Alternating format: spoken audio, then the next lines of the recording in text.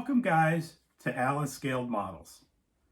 And in this channel I plan on presenting science fiction, fantasy, or horror model kits that are either out of production or still in production but are pretty old, like an Aurora model kit. And what I want to do is sort of encourage folks to get back into the hobby if you haven't been in the hobby for quite some time, or if you're new to the hobby. It's going to be less how-to and more like a video blog on my progress in building model kits. Also, what I want to do is cover scratch building a sci-fi vehicle. I think we're going to have a little bit of fun with that too, and that'll be a later episode.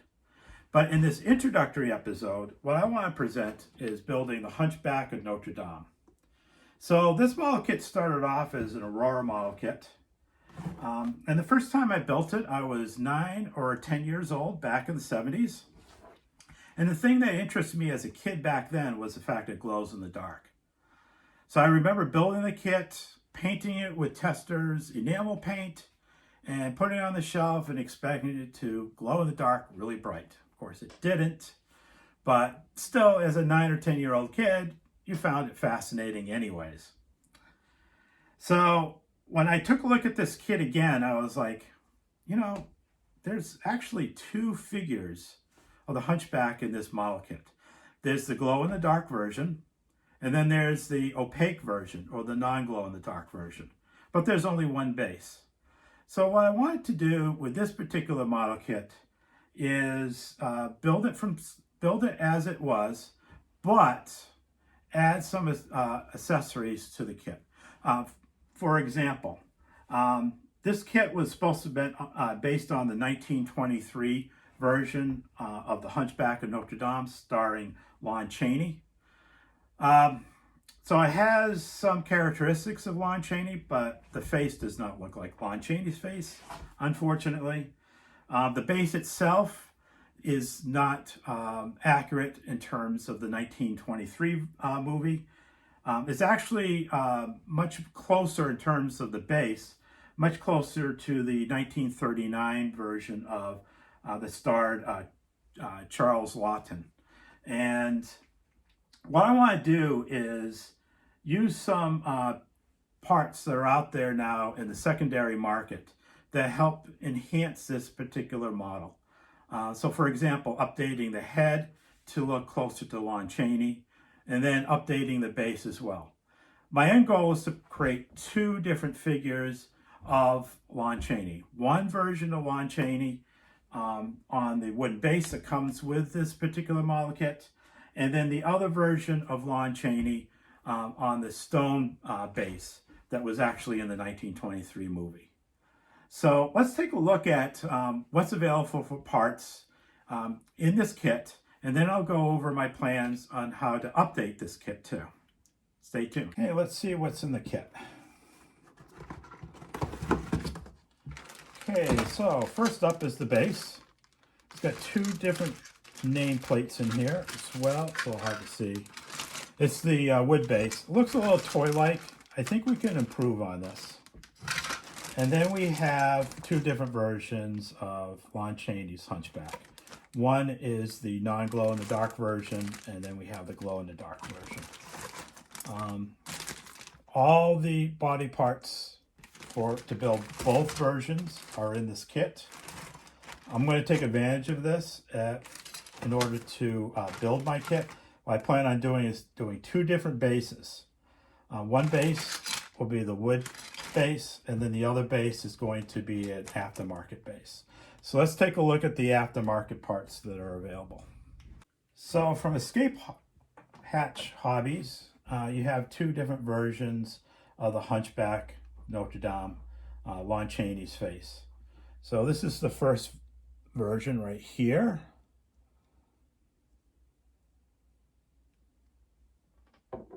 And here's the second version. I think the second version best matches the 1923 Lon Chaney of the 2, but certainly these 2 heads are definitely an upgrade from what's provided by the model kit. And then I've also purchased some nameplates, placement nameplates that I'm going to use. from Cultman TV, you can purchase the stone base. This also comes with a head, if you want to use that. I'm not planning on using this head. I plan on using these two from Escape Hatch Hobbies. And then it has the stone base, again, to match the 1923 Lon Chaney movie. So this is the top plate of the base, and then this is the bottom part of the base. A little bit cleanup is going to be required. One thing that I'm going to clean up is the underside of this, so it looks more stone-like. And then you have this wood pedestal. It also comes with a chain too. So in the 1923 version of the Hunchback of Notre Dame, Lon Chaney is chained down to this stone base. He's not tied down with rope. The rope version is the Charles Lofton 1939 movie. And what I plan on doing is with the wood base, I'll be using this hemp cord and replace the plastic rope with this. I think this is a little bit more accurate. It certainly is much more natural looking in terms of tying him down to that wood base. So yeah, that's where we're going to start with. So again, I'm going to replace the heads or the head that came with the model kit with these two sets of heads, and then use this base, and then have two different versions of the Hunchback of Notre Dame, one on the wood base and one on this stone base. So let's head down to the workbench and see my progress on this kit. So a couple things that I've done since my last update. First thing was to address all the resin parts. I thoroughly cleaned them. I also had to address this base. It's sort of bowed, and I made it a little bit flatter by putting in some hot water and trying to straighten it down. It's still a little bowed, unfortunately. Not too sure what's going on there. May end up having to address the underside to make it a little bit flatter.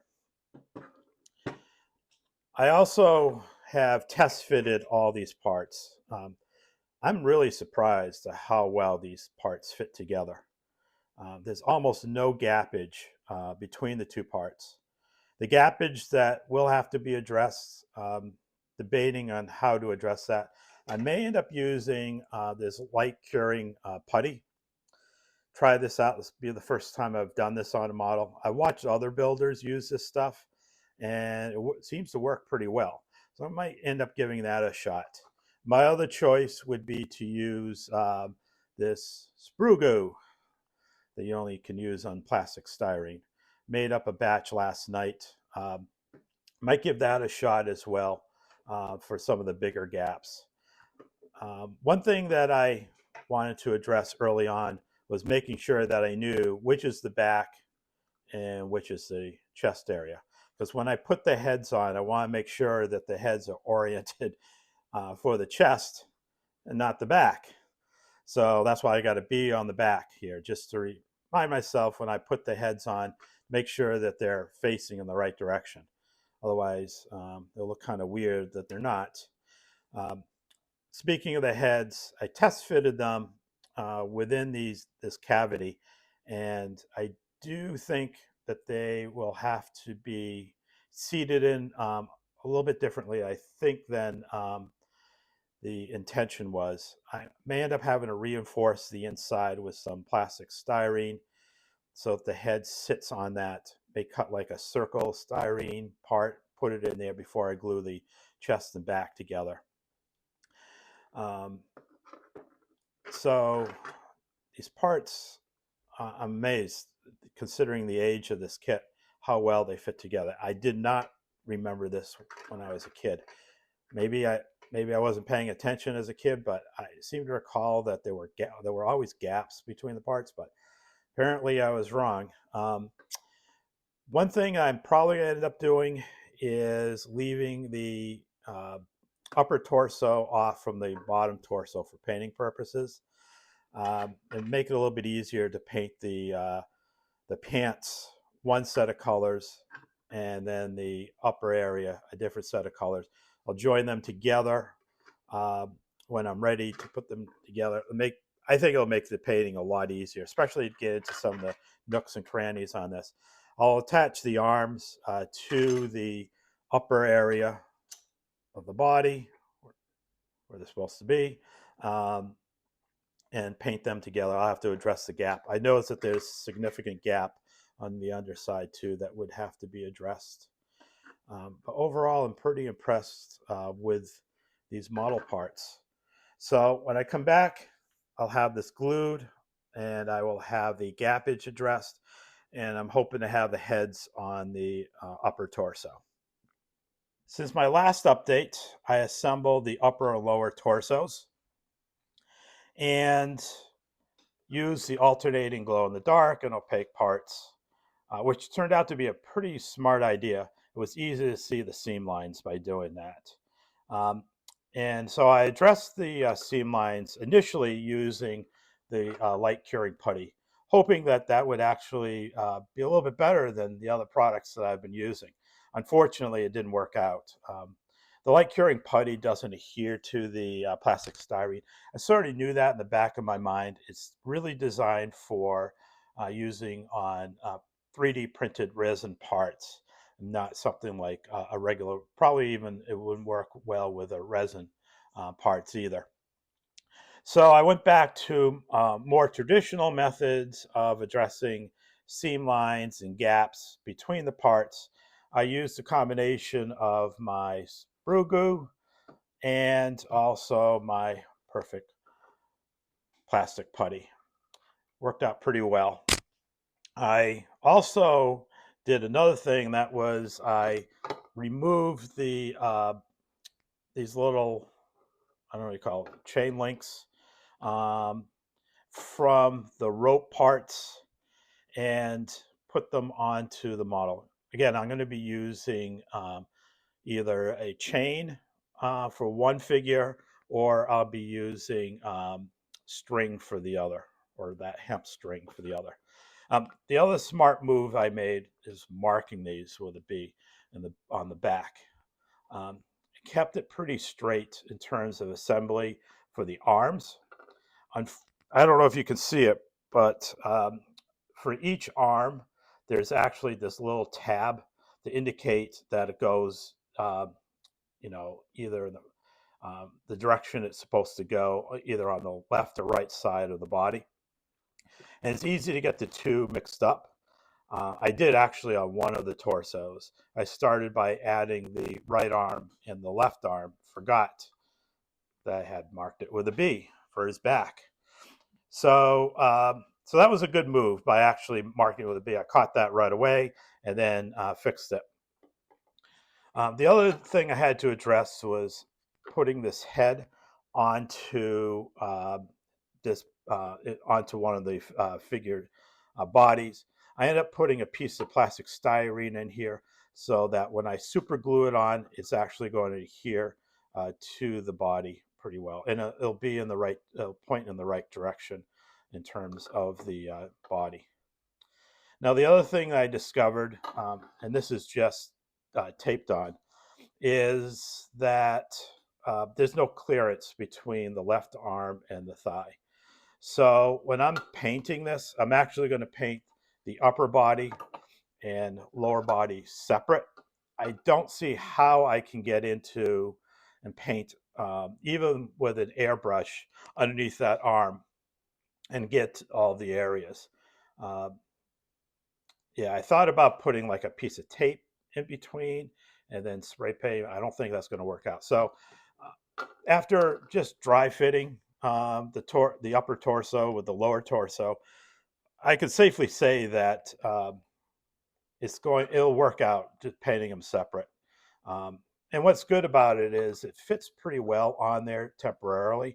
So certainly in terms of adding any sort of shading onto the figure, I'd be able to do pretty confident that I could do it without any problems. Um, the head for one of the figures, I have not put anything on the inside yet for this. Trying to figure out how best to address the head. It just the way it sits right now in the body, it doesn't feel very natural. I think the intention was to have it like this, so it doesn't fall on me. I think the intention was to have it like that. It just didn't seem very natural. It seems like you should have the head up just slightly up a little. So I'm going to have to figure out some way of addressing that issue. Um, Maybe putting a piece of plastic styrene on the inside and then shaving a little bit of the bottom part of the head off to then have a base to glue it on might be better. Certainly, I'll have to use a putty around the head and also underneath the arms here. There's some gappage here. I might go back to my sprue goo and address the underneath the arms too, or I might go to a different type of putty to address that. Time will tell, but certainly around the neck area on the head, I'll have to use putty for that. Um, so that's where we stand for right now. When I come back, I'm hoping to show you more progress in terms of the upper body, having the heads attached, and then addressing the base. So a quick update. Got the heads on both of the figures. And I'm using this premium magic putty to fill the gaps between the heads and the bodies.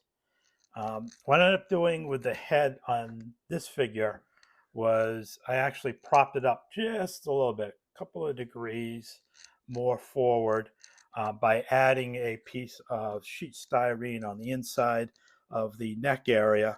That allowed me to prop it up. Then I could use CA glue to then glue down onto the piece of styrene. Of course, as we saw earlier, I had a piece of styrene on the inside of this neck too.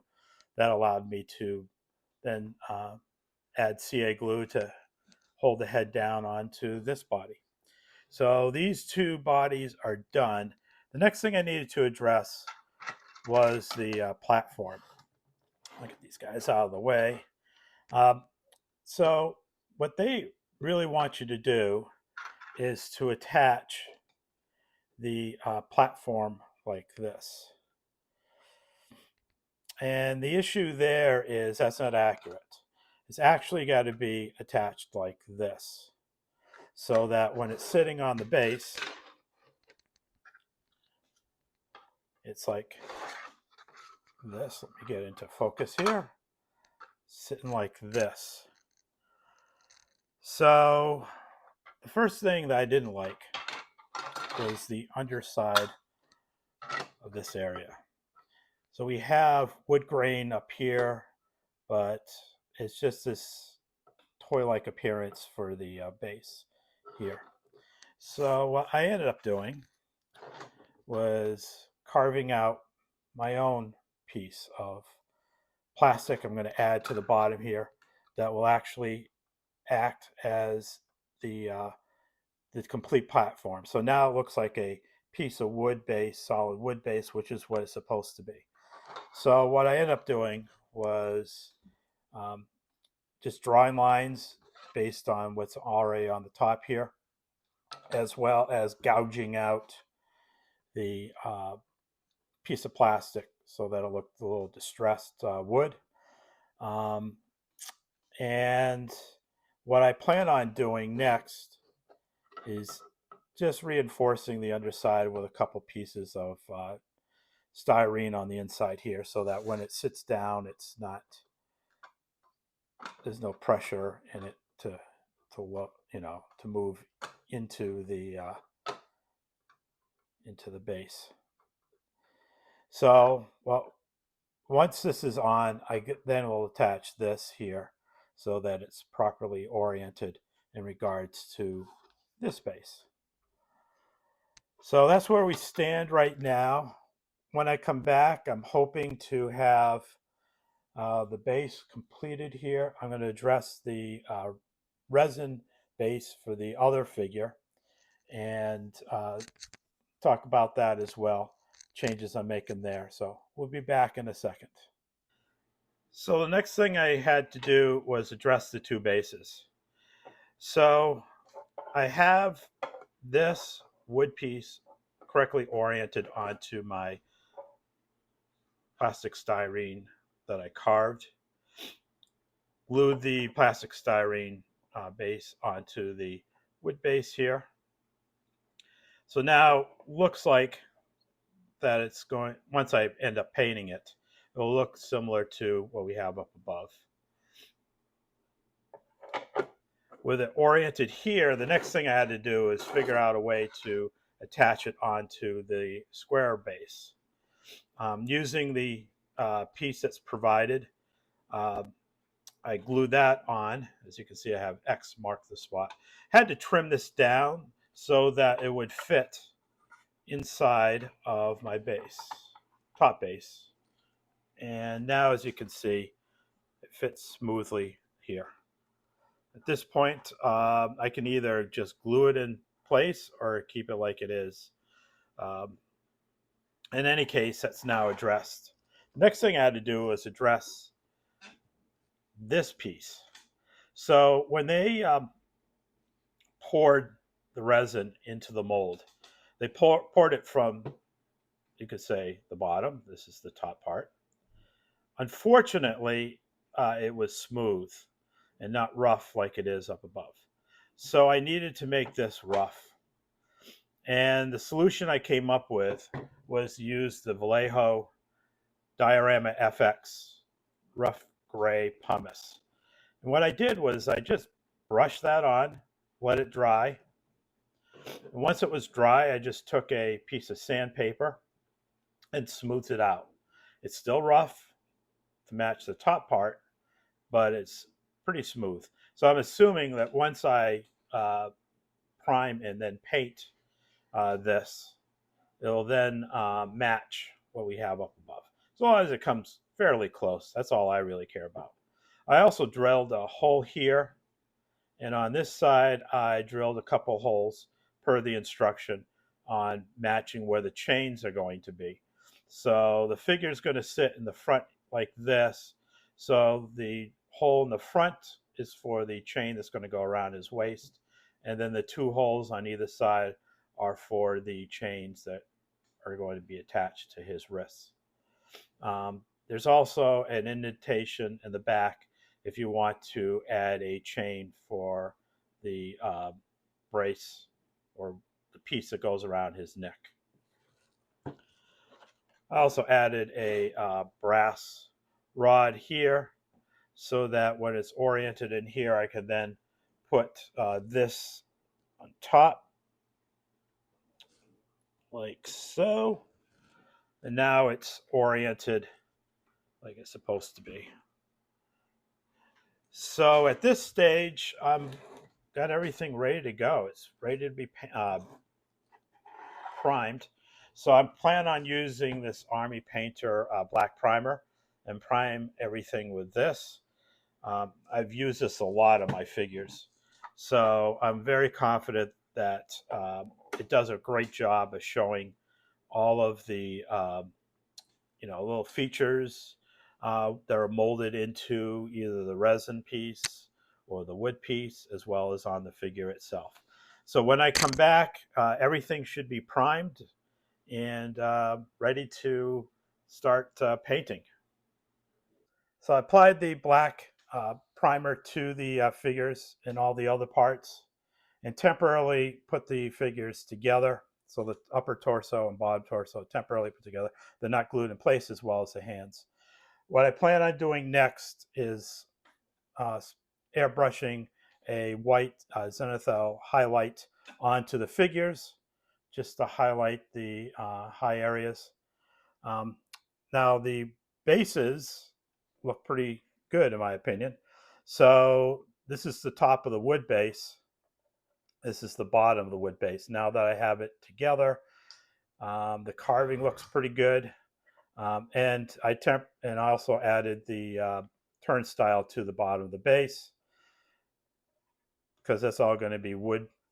Um, so it looks pretty good. The other change that I made was to the bottom of the stone base. So I had applied that pumice stone diorama mixture to the bottom, and it looks very similar to the top. It now looks like a stone base. So when I come back, I'm going to have the figures in the zenithal highlight, and then I'll talk about what I'm going to be doing for painting the colors onto the figures. So I highlighted the two figures, and the next step I'm going to do is apply violet red on the highlight, and then on the underneath will be transparent red, and we'll see how that turns out. So I applied the violet purple on the highlights and the transparent red underneath. And the reason for doing that is, as you know, underneath our skin is kind of red. So this will add a little bit of color to his face and his body. So here's what it looks like on the back, for example. So the next thing I'm going to do is put the medium flesh tone all over the figure and all the skin areas. So I'm just addressing the skin first. Might not have mentioned that, but I'm addressing the skin first and then start with the clothes afterwards. And the reason for addressing the skin is you always start off with the figure skin first. That's underneath all the clothing. And then you work your way up to the clothes itself. And you can mask off and hide the areas that you want to protect as well. Then I got his hands drying up here too. So next step is to add that medium flesh tone, and then we'll be right back. The medium flesh tone's been applied to the flesh on both figures, as well as his hands and legs. So the next step I'm going to be doing is applying the basic skin tone to the highlighted areas. And then underneath, in the shadowed areas, I'm going to apply the orcish dermis. So I'll be back in a second after applying these coats, and we'll see how the figures look at this point. At this point, I've applied the orcish dermis to the underside and the basic skin tone to the highlights. I went back and applied a little bit more orcish dermis on his back. I feel like his back is probably going to have a little bit more reddish area where the lashes are. And a little bit on the chest. The hair I'll be addressing a little bit down the road. But the next step for both figures is to address the hair on the head, the eyes, and the mouth area. So once this paint is dry, I am going to apply a flat coat to all the skin just to lock it in place before I start painting any more on the figures. That'll allow me to go back and remove any paint that might get onto the skin. I really like how this skin turned out at this point, so I don't really want to mess it up. So by locking it in place, that should protect me. So when I come back, like I said, I'll be applying the paint on hair, the eyes, the mouth area. We'll see how that turned out. So at this point, I've locked in the flesh colors on the two figures. I had to address the hands as well. They weren't fleshy enough. Some areas the black was coming through, so I touched it up using the same colors I used before, but this time around it was just using a brush to make it a little bit more uniform. I've locked in the colors using the Krylon matte finish. Now I'm going to be addressing the hair. So I'm going to be using a combination of colors. First is the Doom Bowl Brown from Citadel. The Snakebite Leather, also from Citadel. Then this Bone Color, also from Citadel. And then some Flat Earth. So I'm going to start off by applying a base coat to the hair, and then it's just going to be building up um, highlights on the hair from there. So when I come back, you'll see the hair done, and then we'll be addressing the eyes, and we'll have to address the mouth as well. So I took care of the hair for both of these figures. Brown hair, some highlights. Hopefully you can see it pretty well in the natural light. The next step is to address the eyebrows and eye area. So I plan on using the AK Interactive marker for the eyebrows. I might highlight it a little with some brown. And then for the eye or eyes, I'm going to use a combination of Vallejo Off-White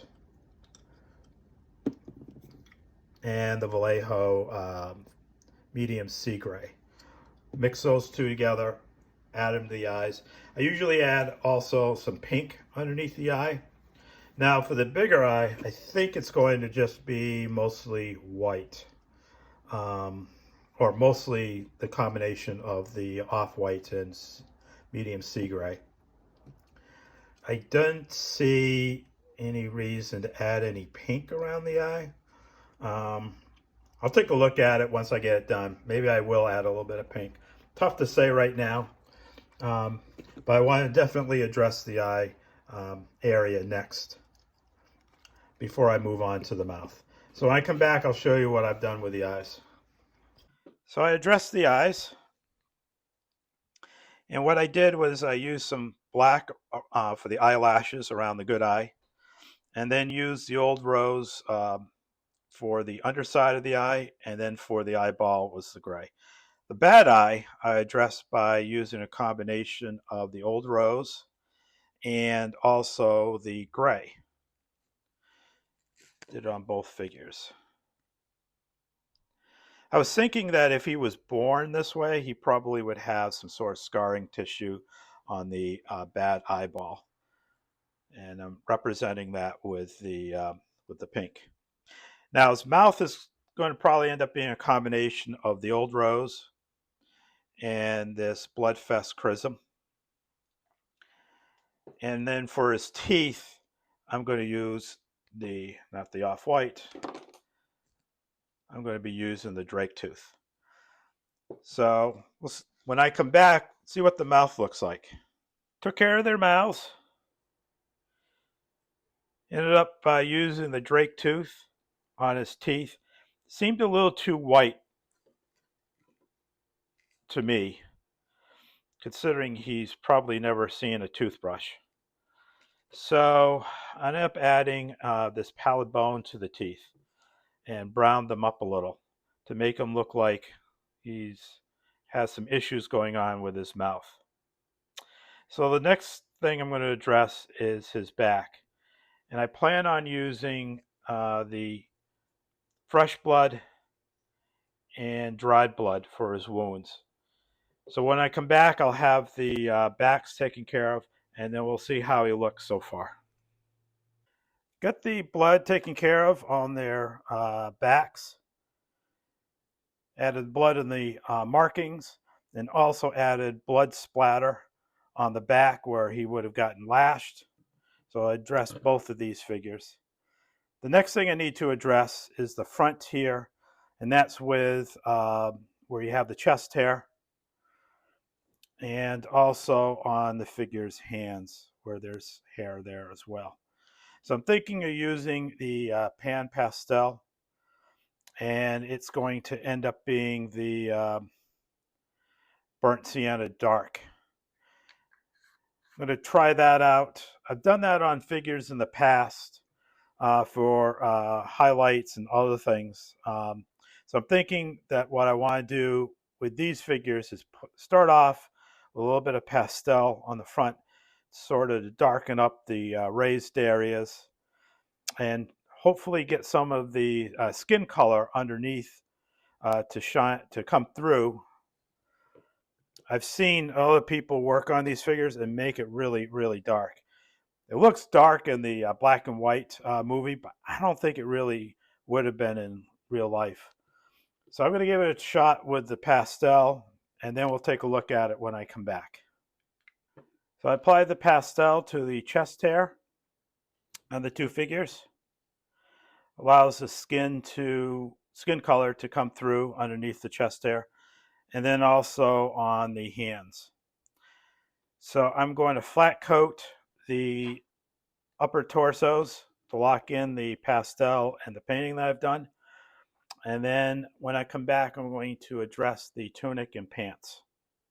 Hey guys, just want to bring you up to speed on what I've done with the figures.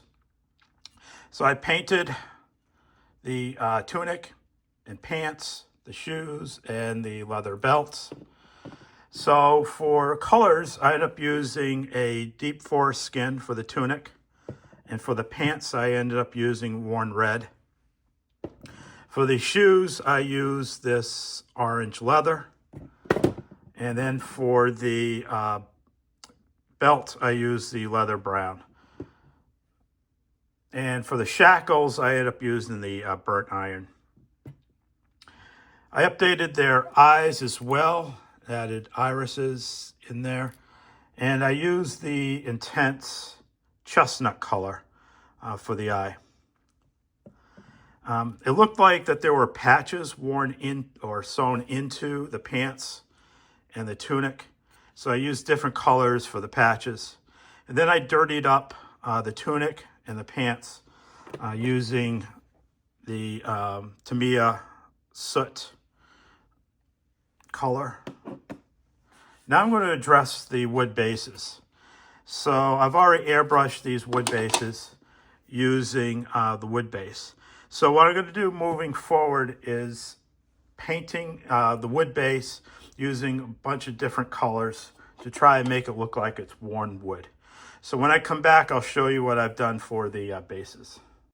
So after I laid down the wood base by AK Interactive on all the pieces, I then started to apply grays and browns to the pieces. Like I used leather brown, light gray, medium sea gray, cork brown, even burnt umber. And what I did was I just brushed it on and made it as random as possible.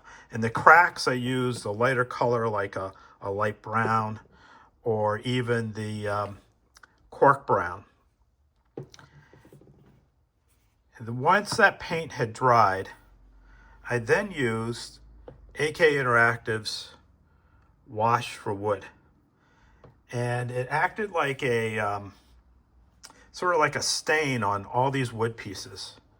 And it made it look a little bit on the age side on the top because I laid down a lot more gray on the top and much more browns and grays on the underside, indicating where likely the weather would hit the platforms.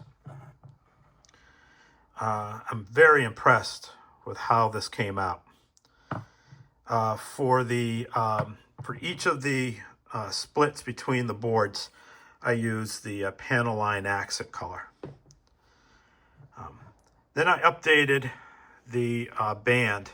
So the instructions recommend adding some rivets along the band. So that's what I ended up doing. I used some pieces of rod, cut it to shape, and then actually just filed it and sanded it so that it looks somewhat rounded on the edges. So I'm going to paint once the varnish or the wash dries on these pieces, I'm actually going to update the band using the burnt iron. So I flat coated the bases. Don't know how well it's coming out here, but the wood color is really showing up. Painted the metal band with the burnt iron. Then I moved on to the stone base.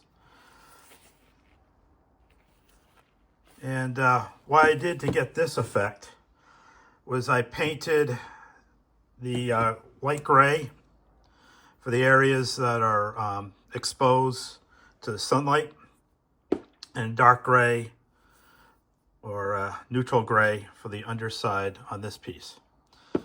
Once the paint was dry, I then used this sepia shade wash on all of the parts.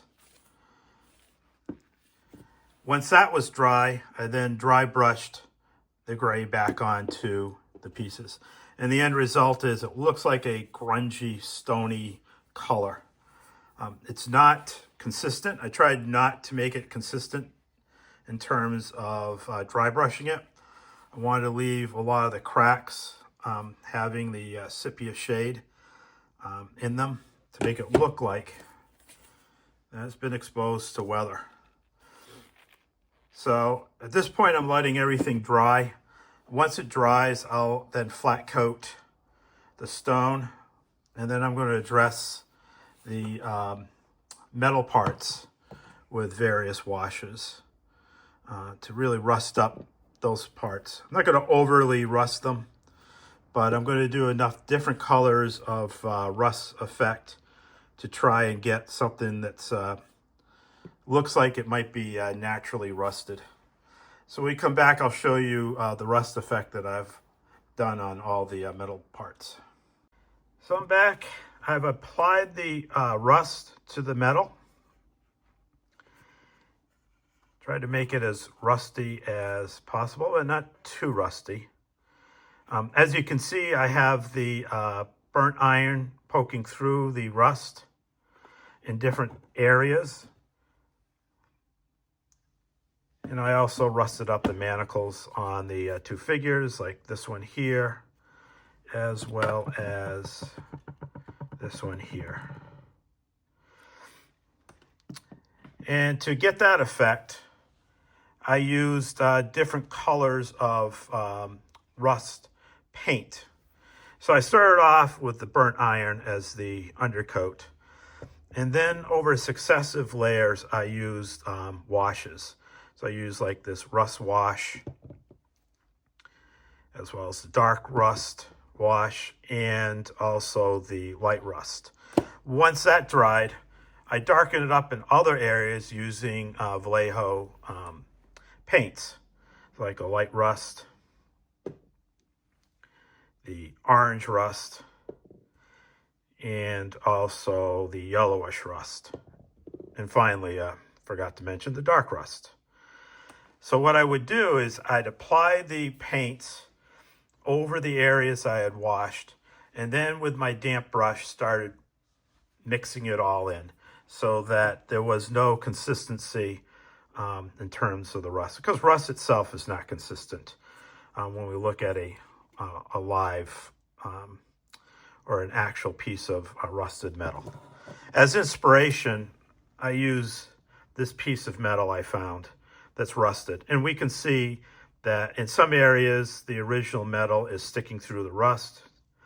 And of course, the metal itself is not consistently rusted with a single color. It's a mixture of browns, oranges, and even a little bit of yellows here.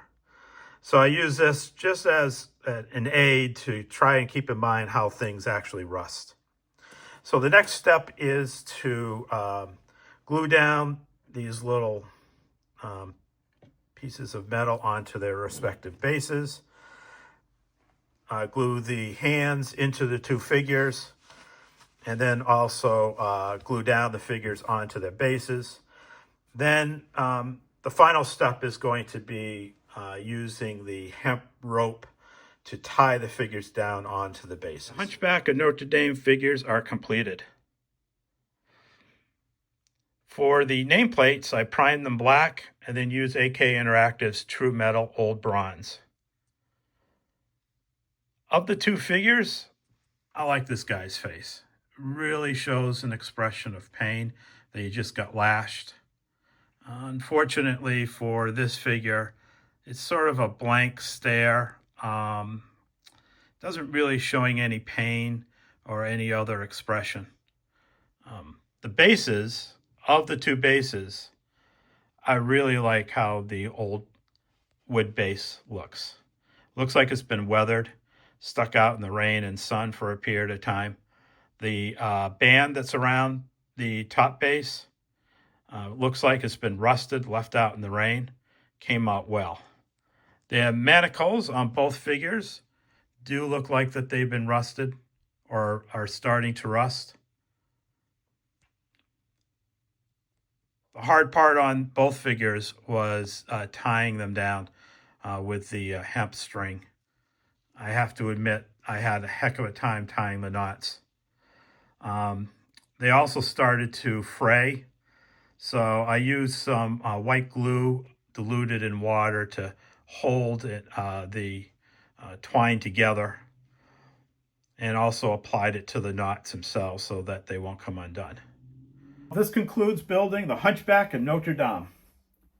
If you happen to have this kit in your stash someplace, I would recommend pulling it out. With the aftermarket parts that are available, you can really create a superior model.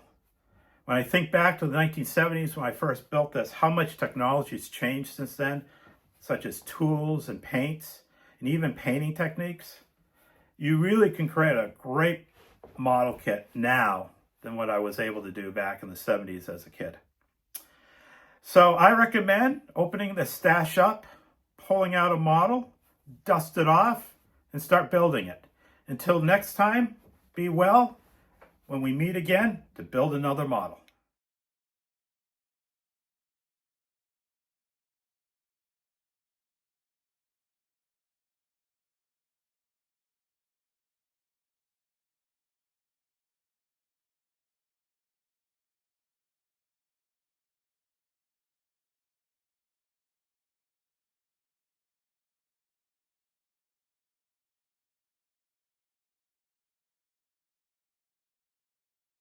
It's alive. Oh, it's alive. It's alive. It's alive. It's alive.